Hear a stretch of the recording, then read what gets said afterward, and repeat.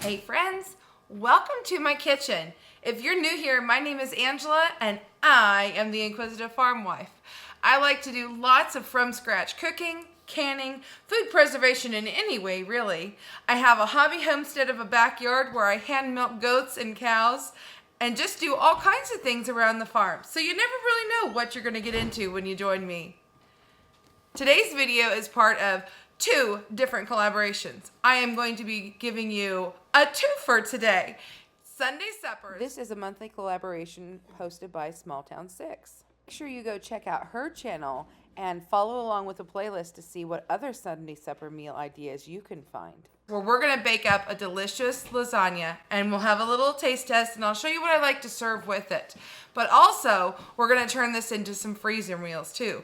Today also is the freezer meal collaboration by Molly Purcell and I'm Merely Melissa. They are two lovely channels that you need to go check out. And of course there'll be a playlist there also where you can get freezer meal ideas like the one I'm going to show you today. Because when you're in the kitchen baking, why not make a little extra, put some in the freezer to bake for another day. First thing I want to do here is go ahead, turn on my stove and get that going about medium heat. I'm going to put just a slight bit of olive oil in the pan. Then to this pan, I'm going to add 2 pounds of meat. Usually I like to do about a pound of hamburger per lasagna, but I have so many other things that we're going to be adding. I think we might get 3 pans. So we're going to doctor this up just a little bit. I am going to use my chopper here. It's just a Pampered Chef tool. So we like to have kind of a sausage feel to our hamburger. You can use sausage, you can use pork sausage, you can make ground turkey, whatever you want. I'm going to add some garlic salt. I'm going to add pepper. Use fresh ground if you have it. I don't today. Then sage. We like just a little bit of sage in here. And this is going to kind of give it that sausage taste. Next, I'm going to work on chopping up an onion to put in here. This is actually a tomato knife, but it is what I had handy.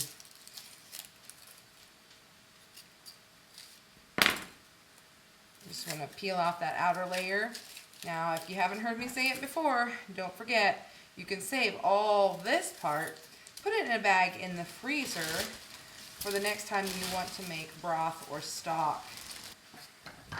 Roughly chop this to get it to fit into my chopper. And this can be as finely diced as you want it. And our onion. And lastly, some garlic. We love garlic around here. So now all I'm going to do is cook this meat until it is browned. It doesn't have to be completely cooked all the way through because we are going to bake this in the oven. But I do want to get it kind of brown, and I want to cook that onion a bit.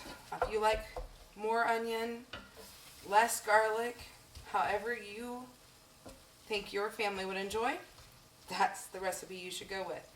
I don't exactly use measurements. I cook by look, feel, smell, taste. I use all my senses, and that's just how I do things around here. I think I'm going to put a second onion in here. Okay, I only had a fresh red onion, so I didn't want to do that. So what I'm going to do is I have some dehydrated minced onion I'm going to add to this. And because we like lots of garlic, I'm also going to add some of the powdered garlic.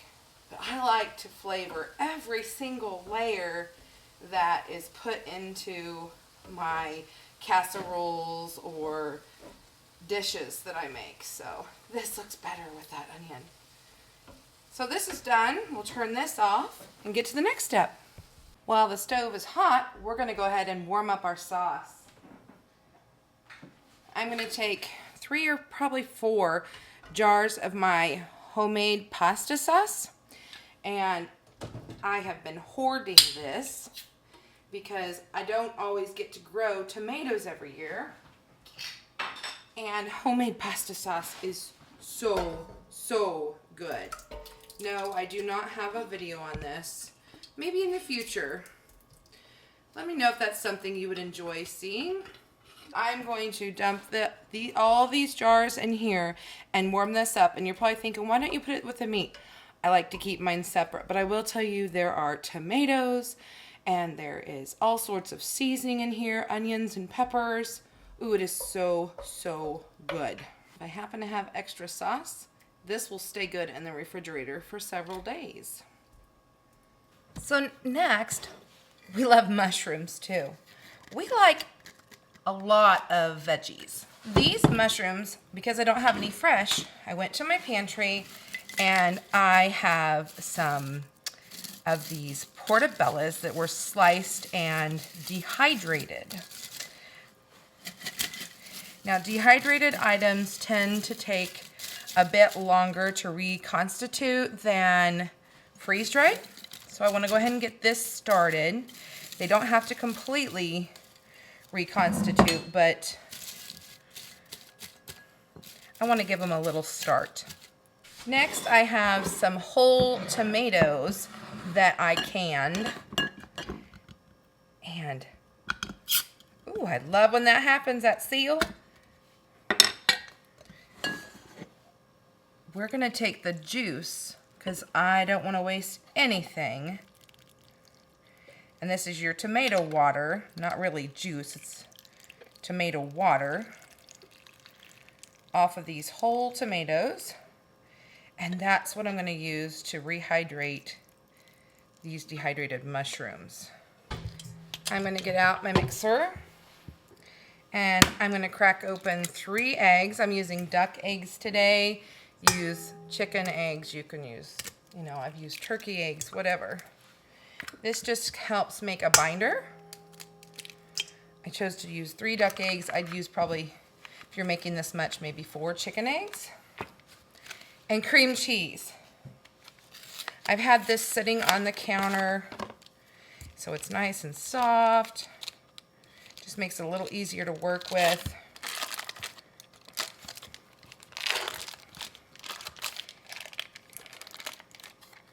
And I'm going to put both of these blocks of cream cheese in there. So this is gonna kind of be like a super special. This isn't my typical, this is certainly not my mama's recipe for lasagna. This is just going to be one that we're making together. We're kind of making it up. I'm taking some of my favorite recipes that I've made and favorite ingredients that I've added, and we're just kind of adding them all because I want this to be a little more special. It's a Sunday dinner after all.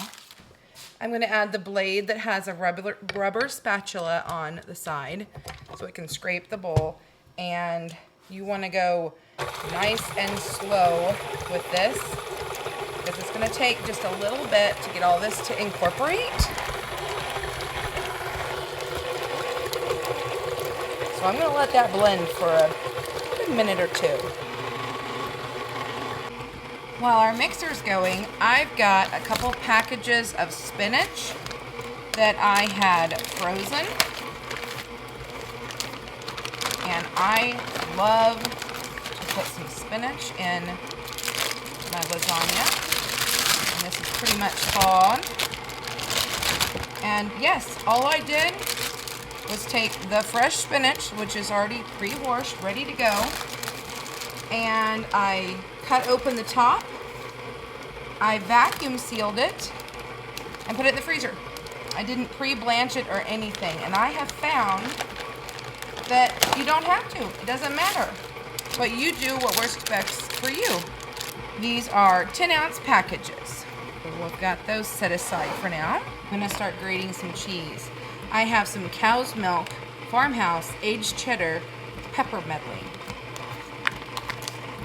Thought this would be a great way to use this.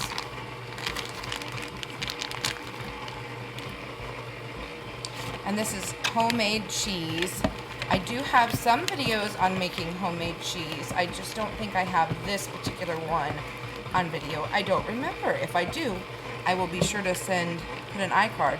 Otherwise, you can check out my playlist. Now that our cream cheese and our eggs have been pretty well mixed, I'm going to amp this up a little bit. Now, there is a big question on, do you use ricotta? Do you use cottage cheese? Do you use mascarpone? Do you use them all? Well, I do.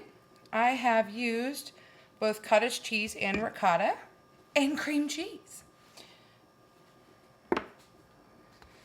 What I've got here is that block of the farmhouse cheddar with the peppercorn. We're going to mix this in with this.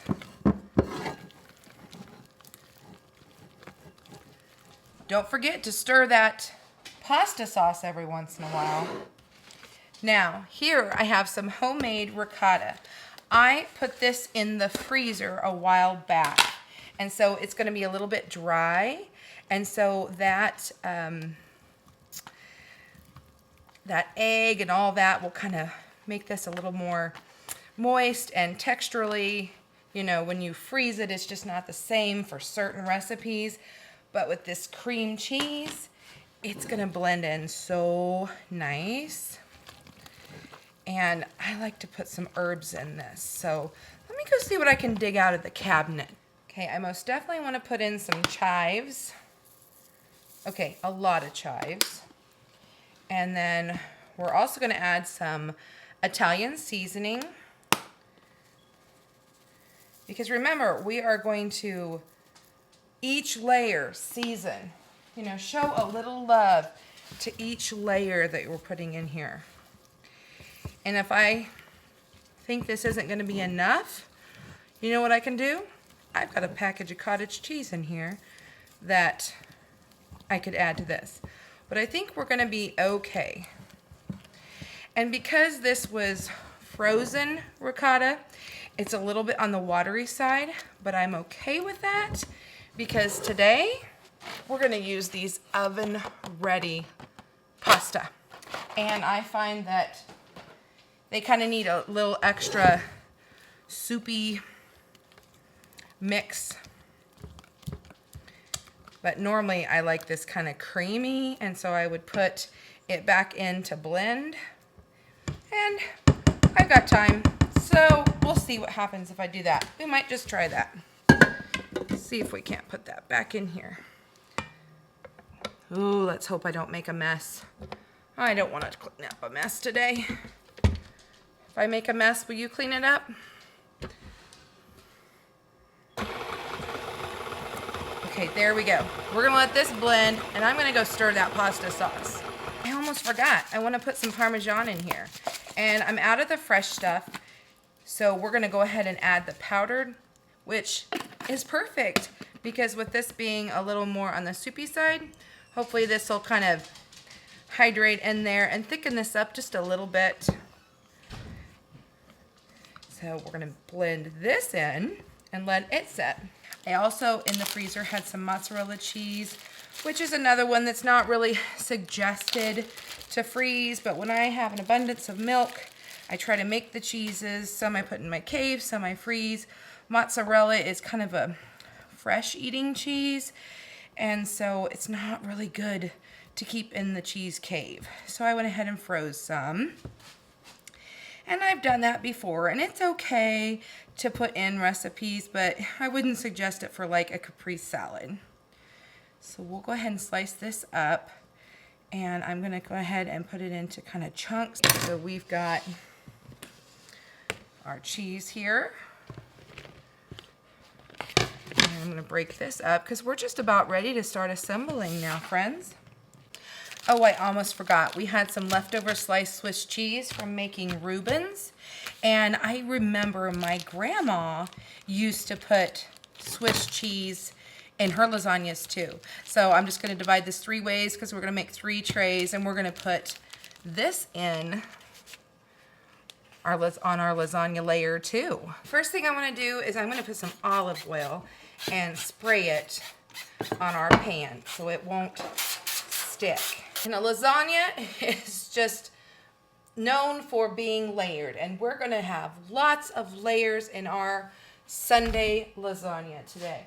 So this pan is what we're going to use for today, for supper. And I'm going to put 2 scoops to start out the bottom of each pan. We have plenty of sauce. And it is warm, it is hot, woo-wee. And I like to use these pans because it just makes for easy cleanup. And if, you know, sometimes when I want a quick dinner, it's because I'm tired or gonna have a busy day. And so it's great to just have them in these. Or if I wanna share with, say, my sister or my mom, if they, you know, or if a new baby's born in the family, you know, you never know. So having the frozen ones in disposable pans really helps. And I like to put about 4 across here. Well, I guess this pan takes 3. I have a feeling these will take 4. Yep. We'll do maybe just 1 scoop of the sauce on here. And to this next, I want to add some meat. So we're going to have a nice hearty layer of meat. And remember, this has onions and garlic and all sorts of seasonings. Some of our cheese mixture.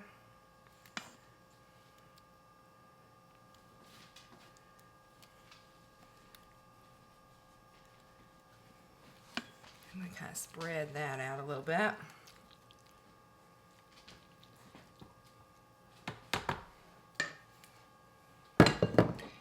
And then we've got our spinach. I love the spinach next to the cheese.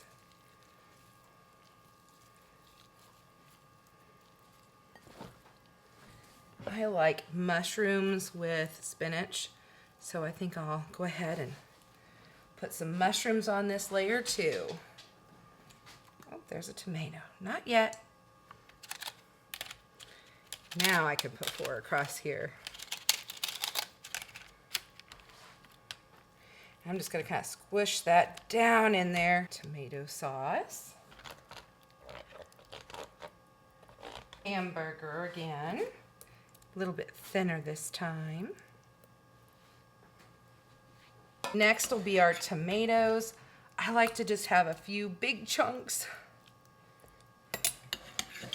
They kind of get beat up in the process. Then we're going to put on some chunks of mozzarella. I forgot about this Swiss. It really should have gone down in the layer with the mushrooms, and I wanted it in the layer with the mushrooms and the spinach. So what I'm going to try to do, normally I would do it that way, but you know what? I forgot, so that's okay. It's what we've got. But when you do it at home, put this with that layer.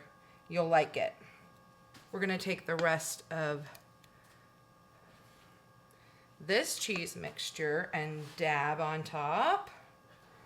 One last layer of lasagna noodles. Let's see if I can't get 5 on this layer. I've done it again, folks. I've filled it too full. I'm gonna have to make sure I put a pan under this to cook. And then we'll put a final layer of sauce.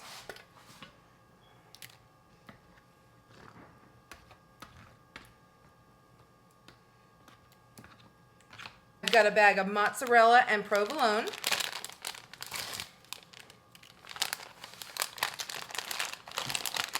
And I'm gonna sprinkle just a little bit of that on top each of these. And while I was digging, I found the smallest amount of Parmesan left.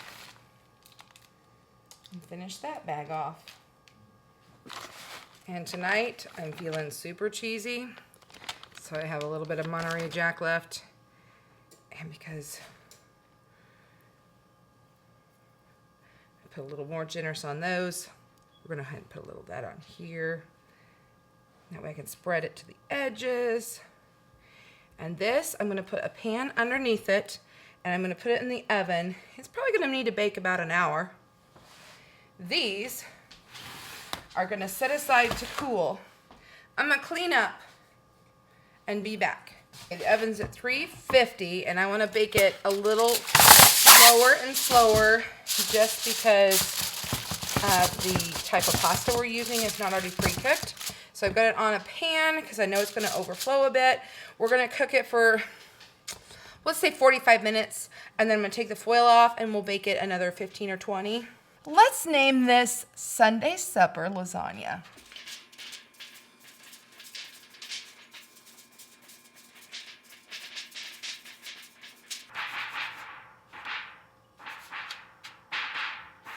Bake at 350 degrees for 1 hour. Take lid off 15 minutes to brown. We are a parsley kind of family. So to make this look pretty, we're going to put some parsley on top. So we'll put the lid on.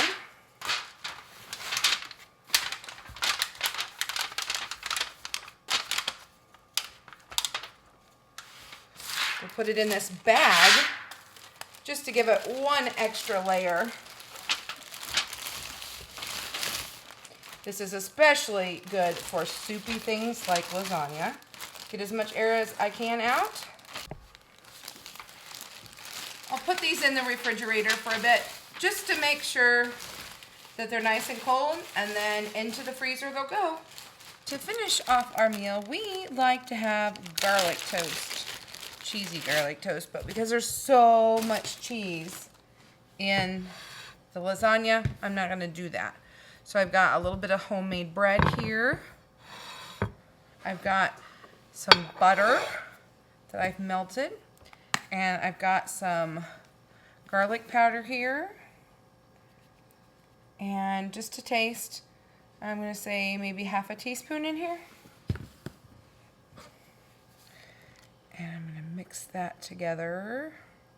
I made this, I don't know, maybe 3-4 days ago. Go ahead and probably about half a stick of butter here. And I'm just going to slather that on. Okay, into the oven this goes. And next I want to put together a salad. We just went ahead and got the kit. I don't have any fresh lettuce here at the house. I do have a hydroponic system that I have been having so much fun using, but I don't have any lettuce today, so we stopped and got this. And to this, I like to have, you know, little croutons or little toasts. We like the salad toppers, different dressings, and I'll put this on the table too. Here it is. Now before we can do a taste test, we need to let our lasagna set for 5 to 10 minutes, and all those juices will kind of thicken up a little bit. And then you will be ready to serve. Let me know down below, how do you make your lasagna? Here is our meal. So we have our lasagna, which is kind of falling apart now, but you can see all the delicious layers that we put together. Oh, I can't wait to taste this. We have our garlic bread that we made. Now, if you want to toast it more than I did, put it under the broiler for just a couple minutes, and that works really well. And then our lettuce salad. I like to take a little ranch and a little Dorothy Lynch and add and mix my dressings. What's your favorite dressing? All right. Cannot wait to try this lasagna. I'm gonna try to go all the way through and get a little of everything. Ooh, it is steamy, steamy hot.